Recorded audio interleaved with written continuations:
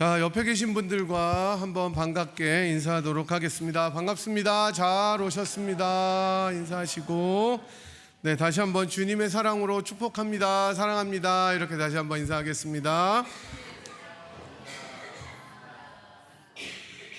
네, 본격적으로 날씨가 조금 쌀쌀하죠. 오늘 또 뭐 낮에는 올라간다고 하는데, 네, 그래도 조금 쌀쌀해졌습니다.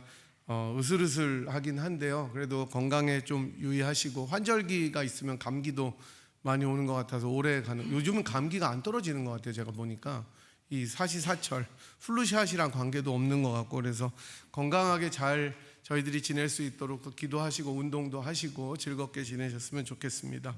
지난주에 저희가 이제 베드로전서 강의 6번째 시간을 가졌었습니다. 라이프 라는 제목으로 저희들이 이제 타이틀을 가지고 무식한 말을 막는 법이라는 제목으로 6번째 시간을 가졌는데, 이 땅을 나그네로 살아가는 이 하나님의 자녀들이 이 세상에서 어떤 모습으로 살아야 되는지 구체적으로 좀 나온 것들을 살펴보았습니다. 먼저 이제 그 겉모습이 나타나기 전에 우리가 내면의 싸움에서 이기는 것이 중요한 것이다라고 본문에서 나왔었는데, 하나님의 능력과 선하심을 거스러서 싸우는 그 육체의 정욕을 이겨라, 이렇게 말씀드렸습니다.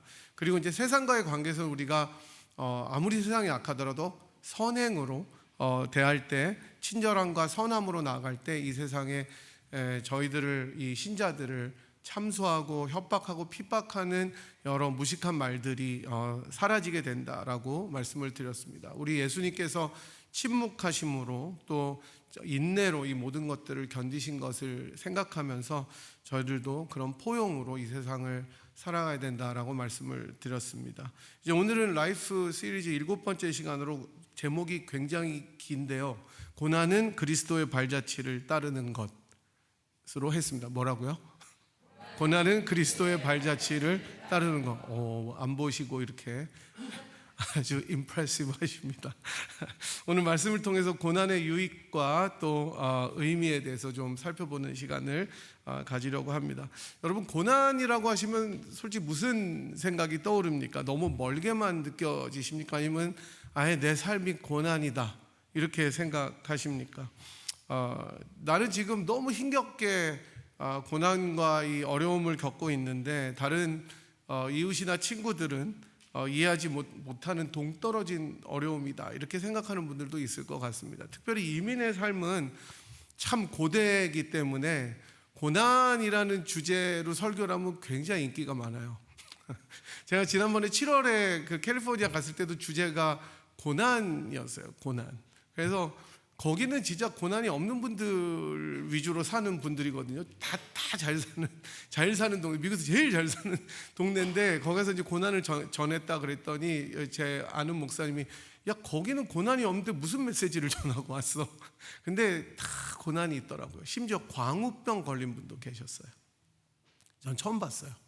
근데 그게 겉으로는 되게 해피하고 진짜 웰빙 있는 것처럼 잘 사는 것처럼 보여도 누구나 가지고 있는 고난들이 우리들의 삶 속에는 있습니다. 사실 고난이라는 것이 추상적인 어떤 개념이 아니죠. 우리 삶에서 실제로 일어나는 어려움이나 시련이나 환난처럼 뗄 수가 없는 것이 고난입니다. 인간이라면 크든지 작든지 누구든지 겪는 것이 바로 이 suffering, 고난입니다. 성경은 물론 고난이 내게 유익이다라고 말씀을 하지만, 많은 경우에 고난을 당할 때는 유익인 줄 모르고 굉장히 힘들게 겪고 지나가죠. 이게 지나가고 바로도 아닙니다. 좀 많이 지나야 고난이 내게 유익이었구나라는 생각을 하게 되는 것이 저희들인 것 같습니다. 여러분들도 아마 고난을, 제가 이 질문을 써놓고도 참 이게 내가 잘못 적었다라고 생각을 한 게, 여러분 고난을 겪으신 적이 있습니까? 이렇게 적었다가 이거 내가 괜히 써놨구나. 다 있으실 겁니다. 아니면 현재 어떤 고난을 지나고 계십니까? 이게 더 정확한 말일 수 있겠습니다. 사실 고난이라는 것은 여러 가지 형태로 찾아오고 나타납니다. 그래서 저희들이 1장에서 보았던 6절에서는 너희가 여러 가지 시험을 만나거든 이라고 이야기를 합니다. 관계 속에서 겪게 되는 고난들이 있습니다. 경제적으로, 금전적으로 겪는 고난들도 있습니다. 건강으로 어려움을 겪는 고난도 있습니다. 제가 오늘 그러니까 페이스북으로 아는 목사님인데 실제로 만나지 못했는데 사모님이 돌아가셨다는 이제 부고를 전하면서 이제 자기 사모님을 이제 자매님이라고 이렇게 하면서 자매가 이제 하나님 품으로 가셨다라고 얘기를 하면서 이게 너무 마음이 아픈 사실은 얘기예요. 10년 살고 20년을 누워 계셨었어요. 10년을 살고 27에 결혼해서 37세까지 10년을 정상적으로 살다가 사모님이 뇌병변이었을 거예요, 아마 제가 알기로. 그래서 20년을 목사님이 돌보시다가 오늘 아침에 하나님 앞으로 가셨다 이렇게 나오더라고요. 그래서 제가 그걸 보는데 너무 막 마음이 너무 아픈 거예요. 근데 제가 그 목사님이 계속해서 이렇게 투병 일기를 쓴 것들을 계속 봤거든요. 그리고 이제 그 아들 딸도 있고 근데 너무너무 마음이 아팠습니다. 사실 겪지 않아야 될 고난들을 우리들이 겪을 때도 있지 않습니까? 우리가 살펴보는 이 베드로 전서는 사실은 고난에 대해서 굉장히 구체적으로 나오는 책입니다. 그래서 중심 주제들 중 하나가 고난입니다. suffering입니다. 오늘 본문을 보시면 베드로는 고난에 대해서 두 가지 종류의 고난이 있다고 이야기를 합니다. 먼저 하나는 20절에 나오는 것처럼 죄가 있어서 매를 맞고 참으면 무슨 칭찬이 있으리요 라고 하는 것처럼 본인이 잘못해서 받는 고난이 있다는 거죠. 사실 우리가 대부분 겪는 고난이 제가 볼 때는 이거라고 생각합니다. 애매하게 받는 고난이라고 생각하지만 잘 돌아보면 대부분 자기의 잘못으로 겪는 고난들이 이 항목에 제일 많이 들어 있습니다. 우리가 겪는 고난이 이제 그 다음 고난은 두 번째는 잘못이 없는데 당하는 경우도 있지만 실제로 많은 경우에 본인이 자처해서 겪게 되는 고난들이 되게 많이 있는 것을 돌아보면 알게 됩니다. 자기가 미성숙해서 또 자기의 게으름 때문에 혹은 자기의 불성실함 때문에 고난을 스스로 초대하는 경우들이 있을 때가 있죠.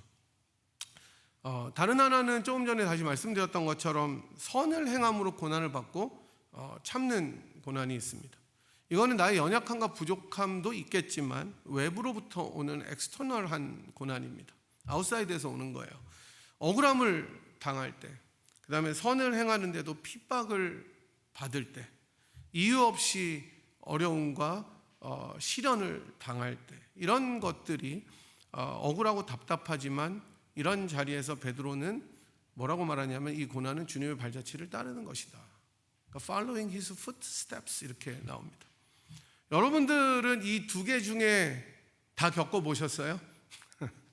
어떤 거를 겪어보셨어요? 저는 맨 처음에 얘기했던 걸 더 많이 겪었던 것 같아요. 제 잘못으로 겪는 고난들. 별로 제가 이렇게 억울하게 막 무슨 이 초대 그리스도인들처럼 당했던 거는 많이 없었던 것 같고 대부분 한 90%는 저의 잘못으로 겪었던 고난인 것 같습니다. 한 가지씩 보도록 할게요. 우리가 고난을 생각할 때 가장 먼저 기억해야 될 되게 중요한 사실은 고난은 죄의 결과라는 겁니다. 그러니까 물론 이 말이 우리가 무슨 죄를 지어서 고난이 찾아온다는 말은 아니고 이 죄가 많은 타락한 이 세상에 살 수밖에 없는 우리는 직면하게 될 수밖에 없는 현실이 고난이라는 뜻입니다. 아담이 죄를 지었기 때문에 창조 질서가 다 무너지고 타락한 이 세상에 사니까 그 결과로 당연히 우리들에게는 고난이 찾아온다는 거예요. 그러니까 하나님과 관계가 끊어져서 하나님의 낯을 피해서 막 도망 다니던 이 인간들이 마주하게 된 현실은 고난이에요. 하나님 없는 삶이 고난인 거예요. 그래서 고난은 사실은 어떤 경우이든지 내가 잘못했든지 아니면 외부로부터 오는 것이든지 둘 모두가 예수님이 다시 오셔서 새 창조의 세상을 완성하기 전까지 인간이라면 도피할 수 없는 현실이 고난인 겁니다. 그러니까 고난은 당연히 우리들 삶 속에 있을 수밖에 없는 그런 현실입니다. 이것을 인정하는 것이 고난을 이해하고 바라보고 해석할 수 있는 제일 처음 단계인 거라고 생각을 합니다. 그러면 이제 처음에 제가 말씀드렸던데 우리가 잘못해서 받게 되는 고난이 있다는 것을 제일 먼저 기억해야 돼요. 베드로가 그걸 먼저 이야기를 합니다. 오늘 살펴본 본문의 내용에 보면은 베드로가 그것을 강조합니다. 성경에 등장하는 많은 믿음의 사람들도 이러한 고난을 겪게 되는 것을 우리들이 성경을 통해서 읽게 됩니다. 다윗 같은 경우가 굉장히 중요한 예가 될 수 있죠. 다윗은 얼마나 하나님의 마음에 쏙 들었는지 성경은 다윗을 하나님 마음에 합한 사람이라고 이야기를 합니다. 여러분, 하나님 마음에 합하려면은 굉장히 어렵겠죠, 사실은. 근데 하나님이 그렇게 불러요. 얘는 참 내 마음에 합하다. 시편의 곳곳을 읽어보셔도 다윗의 고백인 이 시편 노래들은 얼마나 그 다윗이 하나님을 사랑하고 의지하고 순종하는지를 보여줍니다. 순종하지 못할 때도 순종하고자 갈망하고, 대적들이 있을 때도 하나님을 의지하고, 그 다음에 하나님을 더 사랑하고 싶어서 막 진짜 그 애가 끓는 다윗의 모습을 보면 야, 참 대단하다, 이런 생각이 들 수밖에 없습니다. 하나님의 언약궤가 왔을 때 진짜 옷이 흘러내리는 줄도 모르고 춤을 출 정도였으니 얼마나 다윗은 하나님 앞에 순전한 마음을 가진 사람이었겠습니까? 하지만 그 다윗도 여러 번 하나님께 범죄했습니다. 자기의 죄 때문에 고통을 당합니다. 그 중에 제일 대표적인 게 뭐죠? 여러분 잘 아시다시피 밧세바를 취한 일이죠. 자기의 가장 충성스럽고 충직한 장수 가운데 하나인 우리아의 아내였던 밧세바를 이 다윗은 정욕이 가득해서 억지로 취하게 됩니다. 그래서 이제 자기가 동침하고 나니까 애를 가진 것 같은 거예요. 그러니까 어떻게 합니까? 우리아를 불러들여서 집에 가서 아내랑 동침하라고 휴가를 주는 거예요. 근데 우리아가 너무 충직해서 안 가는 거예요, 집에. 가야 이게 자기 범죄가 덮어질 거 아닙니까? 옛날에 뭐 DNA 검사가 있어요. 뭐가 있어요. 안 가요. 안 가니까 어떻게 합니까? 우리아를 전쟁이 제일 맹렬할 때 제일 앞에다가 세우라고 얘기해서 죽여버립니다. 살해하는 거야. 다윗이 이 이후에 큰 고통을 겪죠. 고난이 찾아옵니다. 밧세와 동침해서 잉태했던 아들은 죽어버리고 죄의 열매가 맺힙니다. 그 열매를 맺게 되는 거예요.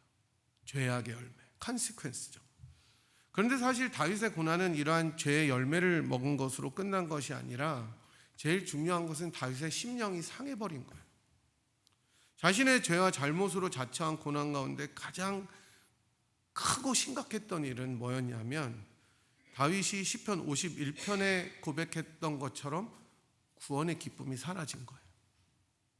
그래서 다윗은 시편 51편 10절부터 13절에서 이렇게 하나님 앞에 고백합니다. 하나님이여, 내 속에 정한 마음을 창조하시고 내 안에 정직한 영을 새롭게 하소서. 나를 주 앞에서 쫓아내지 마시며 주의 성령을 내게서 거두지 마소서. 주의 구원의 즐거움을 내게 회복시켜 주시고 자원하는 심령을 주사 나를 붙드소서. 자기의 잘못으로, 연약함으로, 부족함으로, 죄악으로 맞게 되는 고난은 제일 심각한 것이 우리 심령에 상처와 타격을 준다는 것입니다.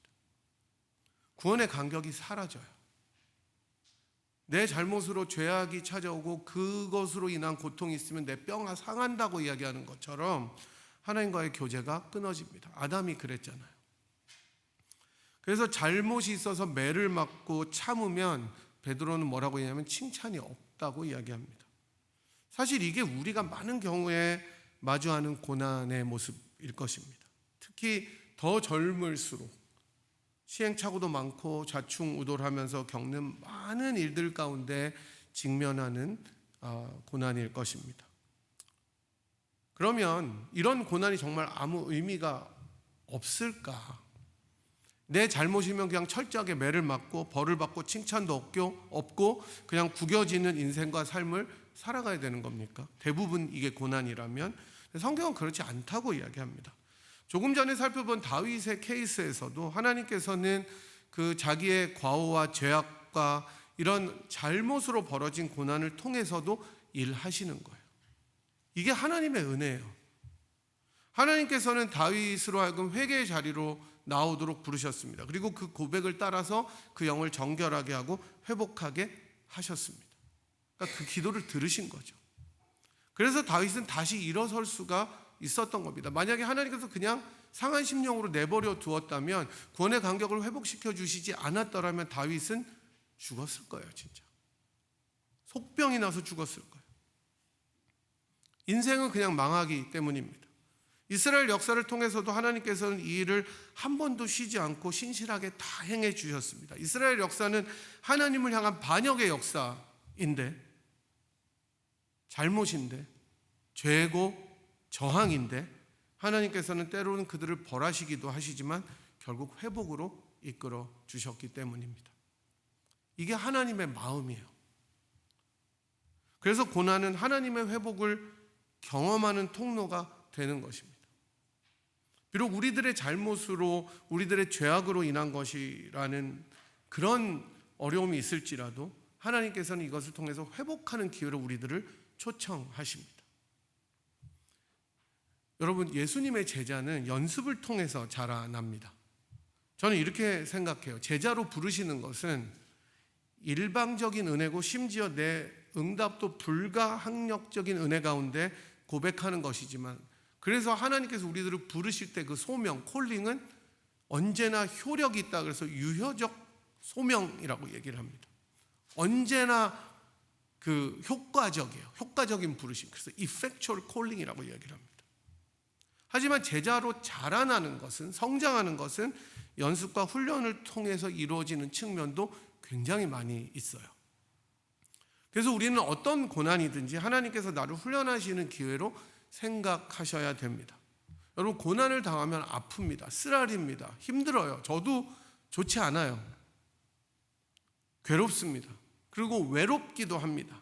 하지만 그것은 하나님께서 나를 하나님의 사람으로 빚어가시기 위한 소중한 기회라는 것을 기억하시기를 바랍니다. 여러분, 제가 이래봬도 그 해프 마라톤을 3번 완주한 인간입니다. 인간, 사람입니다. 이제 11월 말에 저희 아내랑 다시 또 나가면 이번에 4번 완주하는데, 풀코스는 주일날 대회가 있어가지고 제가 이 예배를 빠질 수가 없어서 참가를 못합니다.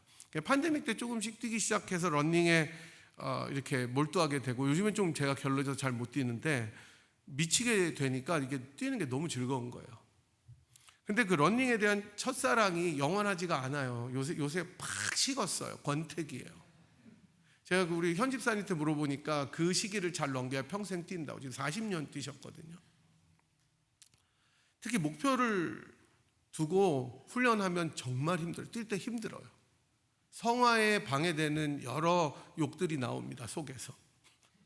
그래서 제가 뛰는 트레일이 언덕이 꽤 있는데 그 성화에 방해되는 언덕이 있어요. 올라갈 때 욕이 나와요. 너무 힘들어요. 올라갈 때 너무 힘들어. 그리고 그게 끝까지 올라가잖아요. 그럼 이제 내리막길이 있잖아요. 좋거든요. 근데 이 코스가 얼마나 안 좋냐면 내려갔다 다시 올라가요. 이렇게 완만하게 죽을 것 같아요, 진짜. 그걸 뛰면. 근데 그 언덕을 다 지나서 제가 목표한 거리를 달성하면 거기다 제가 원하는 속도까지 나오면 그렇게 좋을 수가 없는 거예요. 너무너무 기뻐요. 막. 그게 뭐라고? 저 혼자 아는 거예요. 저 혼자 시계 보고, 야, 오늘은 성공했다. 저 혼자 너무 좋은 거예요. 고난을 통해 완벽함이 오는 것 같아요. 그러면서 제가 뛰면서 묵상하게 되는 것은, 고난은 영원한 것이 아니구나. 언젠간 끝이 있구나. 이게 계속 언덕만 있는 게 아니구나. 고난하면 죽어요. 근데 그것도 끝날 때가 있고 내리막도 있더라. 그 고난을 잘 통과하면, 아니 뭐 꼭 잘 통과하지 못할 때도 있지만 이게 끝나면 기쁨이 주어지는구나 라는 생각이 들어요. 하나님께서 우리들의 어떠함에도 불구하고 우리를 훈련시켜서 완전하게 빚어가시는 과정이 고난이라는 것을 여러분이 믿으셨으면 좋겠어요. 그래서 히브리서 12장 6절은 주께서 그 사랑하시는 자를 징계하시고 그가 받으시는 아들마다 채찍질 하신다고 이야기하십니다. 아들이기 때문에, 딸이기 때문에, 사랑하기 때문에 훈련시키는 거예요. 따라서 잘못으로 인한 고난마저도 하나님의 손 안에 있을 때는 그것은 형벌이 아니라, 페널티가 아니라 연단이고 파괴가 아니라 재건이라는 것을 우리들이 기억해야 하는 것입니다. 그래서 여러분들이 내 잘못으로 이렇게 어려움이 찾아오면 회개할 뿐만 아니라 더 좋은 성장할 기회로 주님 앞에 나아가셔야 되는 거예요. 그래서 소망이 있는 거예요. 세상은 실패하면 끝이잖아요. 여러분, 연예인들이나 누가 한번 잘못하면 요새는 아예 못 나오잖아요. 끝이에요. 그냥 보도되면 끝. 근데 우리들은 그렇지 않아요. 하나님께서 또 거듭 우리들을 훈련시키고 새롭게 해주셔서 또 다른 좋은 기회들로 인도하시기 때문입니다. 이제 두 번째로 볼 고난은 성경에서 심지어 아름답다고 부르는 고난입니다. 그러니까 20절 하반절에 나온 것처럼 선을 행함으로 고난을 참으면 하나님 앞에 아름답다라고 이야기를 해요. 부당하게 고난을 받는 것을 말하죠. 여러분, 이 고난은 억울해요. 나의 잘못 때문이 아니라 바르게 살려고 하고 정직하게 살려고 하고 복음을 전하려고 하고 믿음을 지키려고 노력할 때 받게 되는 고난들입니다. 지금은 목사님이 되셨는데 제가 위스콘신에서 대학원 다닐 때 함께 신앙생활했던 집사님이 계셨어요. 저보다 연세가 훨씬 많으신데 이분은 한국에서 제일 유명한 신문사의 기자였어요. 사회부 기자였어요. 정말 강직하고 정직한 분이에요. 되게 순하게 생겼는데 그렇게 자기 말로는 독종이었답니다. 그래서 이분이 이제 여러 왜 특종을 해야 되잖아요. 기자들은 특종을 몇 개를 터뜨렸는데 한 번은 그 특종을 하기 위해서 3일 동안 잠도 안 자고 밥도 안 먹고 어디서 잠복하면서 있다가 특종을 터뜨린 거예요. 그 공무원들 비리를 터뜨려서 완전히 진짜 이분 하여튼 사회부에서 전설적인 인물이셨습니다. 근데 이제 지금 사모님이 포닥으로 공부하러 오셨을 때 휴가를 내서 왔다가 완전히 옛날부터 되고 싶었던 목회자 길을 거기서 헌신하시고 지금 이제 한국에서 목회를 하세요. 근데 이제 이분이 이제 직급이 올라가니까 당시에 기자들이 요즘에는 잘 모르겠습니다만은 촌지 아시죠? 촌지. 뇌물을 받고 이 기사를 써주는 게 너무 많이 있었대요. 그 당시에. 그래서 이분이 이 관습을 자기 부서에서는 없애려고 이제부터 우리 방에서는 이 오피스에서는 내가 있는 이 오피스 이 사회부에서는 촌지를 절대로 받지 말아라라고 얘기를 했다는 거예요. 그랬더니 진짜 그 악습이 싹 없어졌다는 거예요. 몇 달 만에. 그래서 자기가 하나님께 감사하고 나중에 봤더니 자기만 빼고 다른 방에서 다 받더라는 거예요. 그 방에서 안 받은 거예요. 다른 방으로 불러서 받더라는 거예요. 그래서 왕따가 됐답니다. 직급은 제일 높은데 왕따가 된 거예요. 회사를 다닐 수가 없더래요. 그러니까 고난이죠, 고난. 사회생활이 끊어지는 거예요. 아무리 유명한 기자는 뭐랍니까? 거기서 이제는 대접을 못 받는, 이제 더 이상 승진은 안 되는 거는 말할 것도 없고 후배 기자들이 아예 교제를 끊어버린 거예요. 만약 여러분 같으면 어땠을 것 같습니까? 사실 이런 고난은 세상적으로 보면 전혀 이해가 되지 않는 거죠. 쟤는 왜 저렇게 사나? 근데 성경은 이 고난을 뭐라고 이야기하냐면 하나님 앞에서 아름답다라고 이야기를 합니다. 왜냐하면 이것은 바로 예수님의 발걸음을 따르는 고난이기 때문입니다. 사실 오늘 본문은 우리 같은 사람들한테 주어진 본문이 아니고 베드로가 당시에 가장 하층 계급인 노예들에게 하는 권면입니다. 노예들에게. 그래서 18절에 보면 사환들아 이렇게 이야기를 하지만 이 사환들이 servant예요, slave예요. 그러나 좀 더 정확히 보자면 노예가 이제 훨씬 정확한 번역인데 이렇게 여러분 노예로 하루하루를 힘겹게 살아가는 인생들인 사람들에게 까다로운 사람들에게도 순종하라고 얘기하는 게 얼마나 어려운 일이겠어요.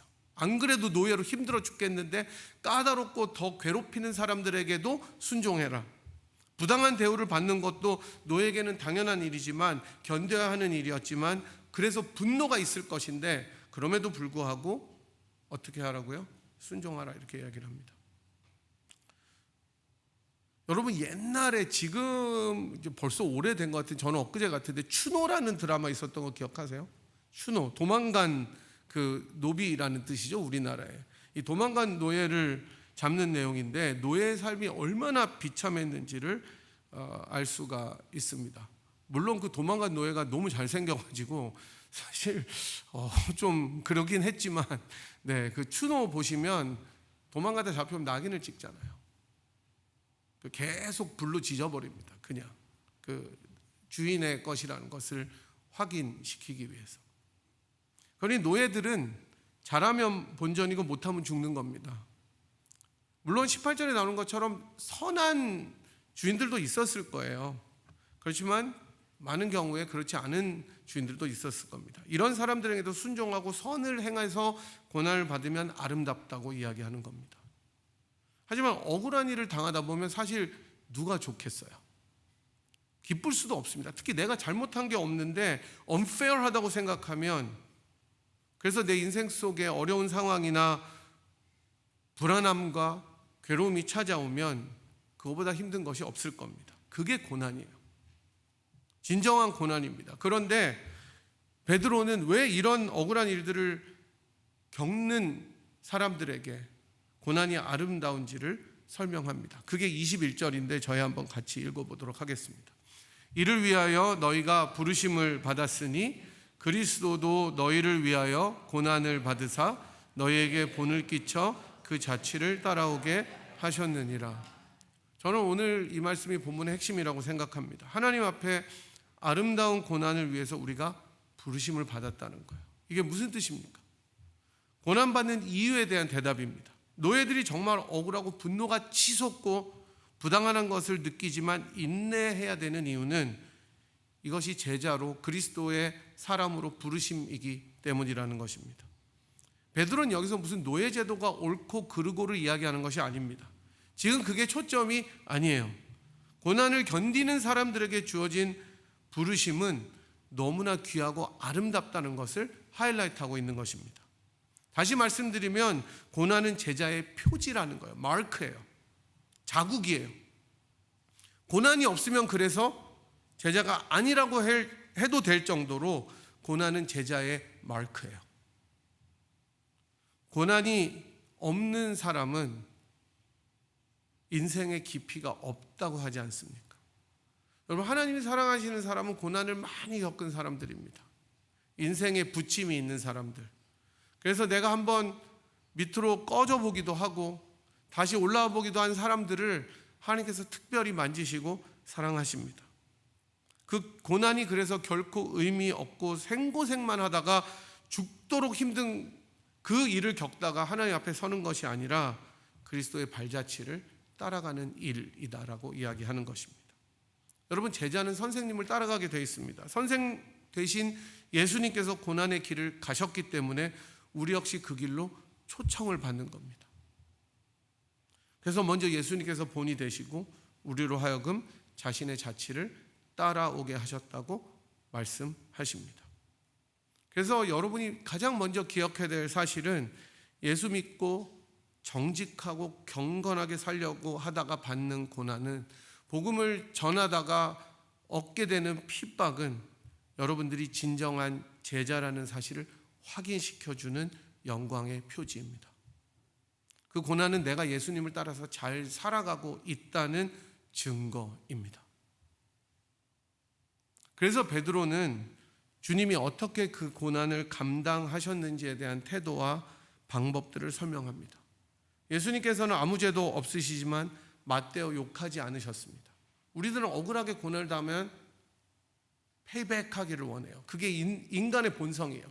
내가 받은 만큼 돌려줄게, 혹은 그 이상 돌려줄게 라는 마음이 마음에 솟아납니다. 하지만 우리 주님께서 아무 죄도 없으시지만 맞대어 욕하지 않으셨습니다. 고난을 당해도 위협하지 않으셨습니다. 위협을 당하셔도 위협하지 않으셨어요. 사실 여러분, 제가 지난주에도 말씀드렸지만 예수님께서 마음만 먹으시면 못하실 일이 무엇이 있으셨겠습니까? 다 뒤집어 엎을 수 있었을 것입니다. 저 같으면 그냥 다 엎었을 것 같아요. 열받아서 꼼짝 못하게 그 앞에서 덜덜 떨게 만들었을 것 같아요. 니네가 지금 나를 조롱했어? 하지만 주님은 그렇게 하지 않으셨습니다. 하나님께 모든 것을 다 맡기시고 조롱을 당하시고 옆구리에 창을 받으시고 침뱉음을 당하시고 나무에 달려 돌아가셨습니다. 주님이 채찍에 맞으셨기 때문에 우리가 나음을 입었습니다. 그렇게 주님께서 돌아가셨습니다. 이게 복음의 역설이고 복음의 방식입니다. 고난 중에 하나님을 의지하고 견디는 것, 하나님께 맡기고 인내하는 것, 그러다 보면 하나님께서 반드시 길을 열어주실 것이라는 믿음을 가지는 것. 그래서 고난 중에 뭐 해야 되는 거예요? 우리가 여러분, 기도해야 되는 거예요. 청년의 시절에 기도를 뜨겁게 하기도 하지만 자아가 펄펄 뛰는 그런 시절이기도 해서 청년의 시절에 기도하기가 참 어려웠다면 이제는 익어가는 인생 속에서 고난의 문제를 놓고 주님 앞에 잠잠히 기도하며 기다리는 것은 참 제자의 모습이라고 생각합니다. 그렇게 죄인들을 위해서 인내하심으로 십자가에 달리신 우리 주님께서는 진정한 자유와 치유와 회복을 믿는 자들에게 가져다 주셨습니다. 여러분과 제가 그 열매잖아요. 우리가 그 십자가의 은혜의 결실이잖아요. 그래서 우리는 주님의 십자가와 사랑을 생각하고 그 은혜를 묵상할 때마다 비록 내 앞에 고난이 많이 있더라도 주님과 함께 그 길을 제자로 걸어가겠다고 결단할 수 있는 것입니다. 길 잃은 우리를 주님께로 돌이키셨습니다. 그래서 주님의 고난은 진정한 회복의 시작이었어요. 마찬가지로 우리가 당하는 고난이 예수님의 발자취를 따르는 것이라면 우리의 고난도 예수님께서 우리들에게 주셨던 회복을 누군가에게 줄 수 있습니다. 이게 참 놀라운 일입니다. 내가 고난을 인내하고 그것을 극복하고 주님 안에 애쓰는 것을 보면서 누군가는 내 고난을 보고 회복이 된다는 거예요. 여러분, 이게 진짜 놀랍지 않습니까? 그게 가족일 수도 있고 친구일 수도 있고 또 다른 분들일 수도 있어요. 하지만 여기서 포인트는 누군가는 나의 고난을 따라가는 발걸음을 통해서 주님께로 돌이키고 나아갈 수 있다는 것입니다. 사랑하는 여러분, 우리는 자주 이렇게 이야기합니다. 언제쯤 이 고난이 끝납니까? How long 물어봅니다. 언제까지 이것이 지속됩니까? 이 상황만 지나가면 괜찮아질 거예요 라고 이야기하는 것은 맞는 말이기도 합니다. 저도 그런 생각을 수도 없이 했던 것 같아요. 근데 가만히 성경을 묵상해 보면 고난은 어떤 목적지가 아니라 방향인 것 같아요. 중요한 것은 고난 자체보다 그 고난 속에서 내가 누구의 발자취를 따라가고 있느냐 하는 것이 제일 중요한 것 같아요. 내가 지금 이 힘든 상황에서 분노하고 주저앉고 있는지 아니면 조용히 주님의 발자취를 따라가고 있는지가 중요한 것이기 때문입니다. 여러분, 감정보다 그래서 방향이 중요해요. 느낌보다 누구를 바라보며 걷는가가 훨씬 중요합니다. 베드로는 그래서 이야기합니다. 그가 채찍에 맞음으로 너희가 나음을 얻었도다. 제가 조금 전에 말씀드린 것처럼 예수님의 발걸음은 치유의 발걸음이었습니다. 고난은 사람들을 무너뜨리기 위한 것이 아니라 회복시키는 것이었습니다. 그래서 오늘의 우리들이 겪는 고난도 그러할 수 있습니다. 여러분이 지금 걸어가시는 그 고난의 발걸음이 나중에는 누군가에게 야, 집사님이 그걸 참고 이겨내신 걸 보면서 저도 버텼어요. 장로님이 그 상황 속에서도 예배 드리는 걸 보고 저도 마음을 돌렸어요. 이런 간증이 일어날 수 있습니다.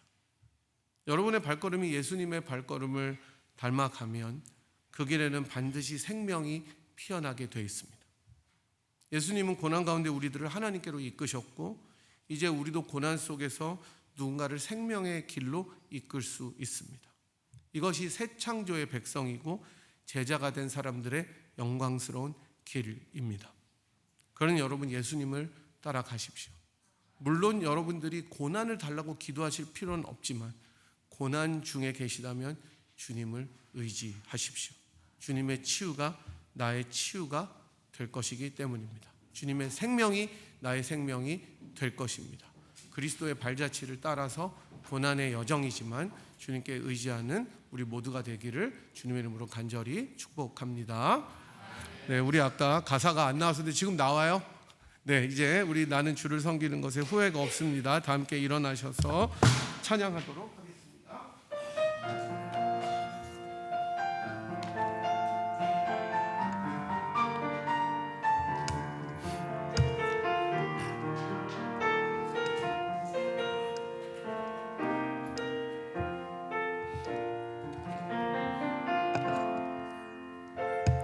나의 평생에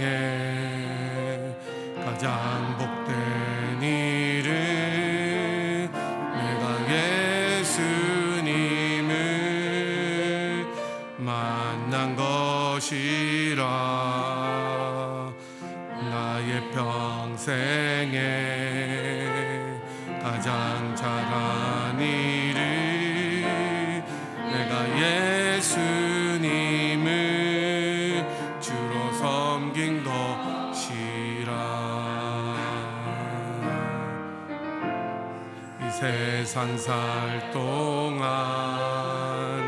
내가 걷는 길이 비록 험하여서 넘어질 때도 주의 강한 손이 나를 붙드시니 나는 예수님만 주로 섬기며 살리. 나는 주를 섬기는 것에 후회가 없습니다.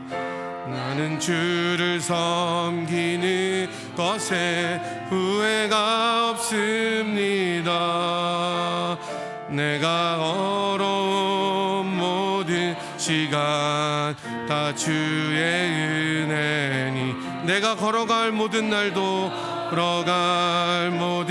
날도 주만 섬기며 살리.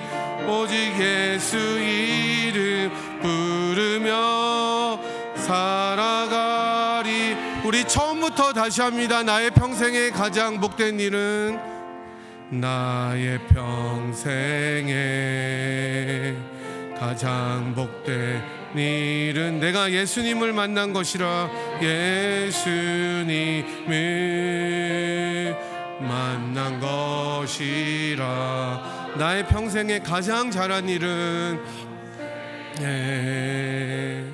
가장 잘한 일은 내가 예수님을 주로 섬긴 것이라. 이 세상 살 동안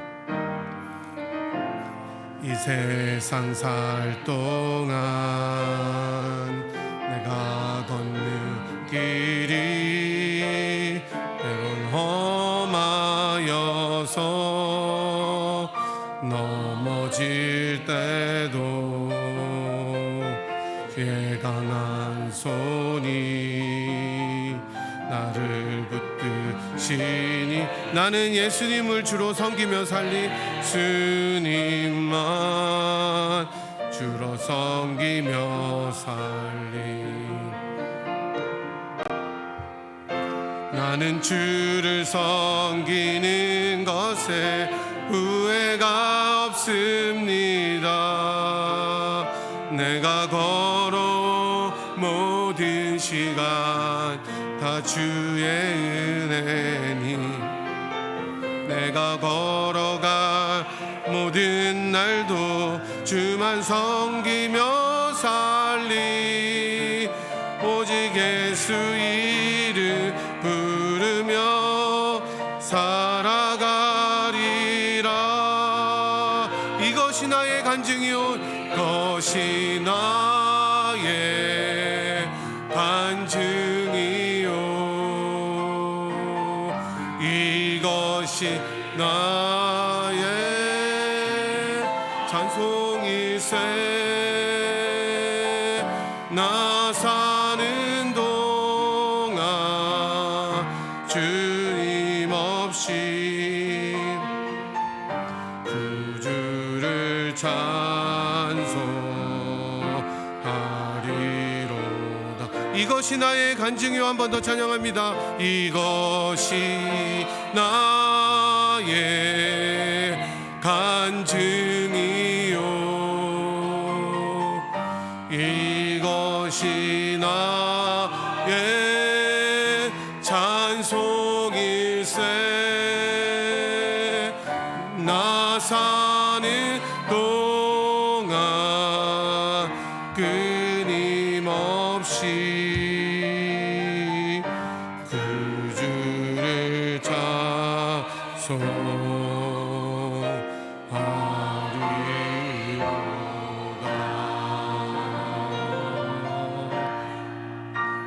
시간에 우리 같이 한번 기도하도록 하겠습니다. 들으신 말씀, 우리 고백한 찬양 생각하면서 하나님, 우리 삶 속에, 믿음의 여정 속에 여러 가지 고난들이 있을지라도, 이 걷는 길이 때론 험하여서 넘어질 때가 있을지라도 주의 강한 손이 나를 붙드시기 때문에 예수님을 주로 섬기며 살겠습니다.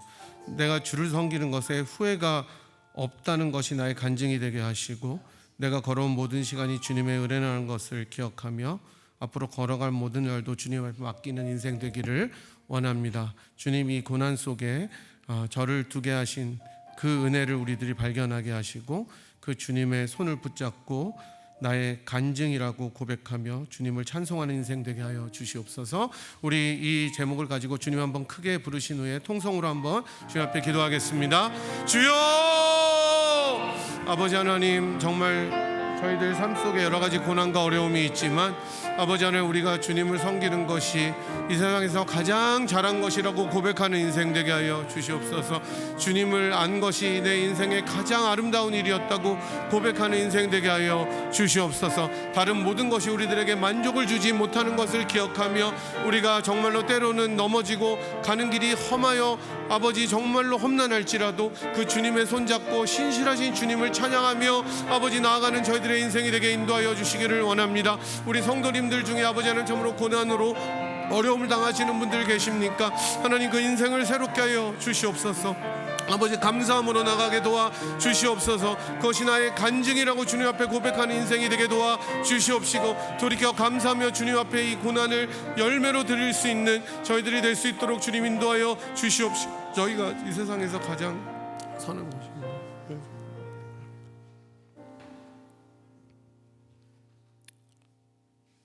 하나님, 누군가가 우리들에게 이 세상에서 가장 잘한 것이 무엇이냐고 묻는다면 예수님을 주로 안 것이라고 고백하는 인생이 되게 인도하여 주시옵소서.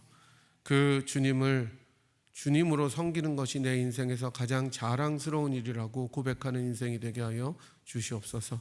때론 우리가 걸어가는 인생 속에 고난과 역경과 시련과 환난과 어려움이 있을지라도 신실하신 주님께서 우리들을 돌보아 주심을 믿고 그 믿음의 여정을 힘차게 걸어가는 저희들의 인생이 되게 인도하여 주시옵시며, 그것이 나의 간증이고 찬송이란 것을 고백하며 주님 앞에 설 때까지 신실하고 충성되게 주님을 위하여 살다가 주 앞에 설 수 있도록 인도하여 주시기를 원합니다. 하나님, 이 고난은 결코 의미 없는 것이 아니라 주님의 발자취를 따르는 것임을 기억하면서 오늘도 십자가의 은혜 속에 저희들을 세우는 저희가 될 수 있도록 인도하여 주시옵시고, 그런 저희들의 자녀들, 저희들의 가정들, 공동체가 될 수 있도록 주님 손을 들어 축복하여 주시옵소서.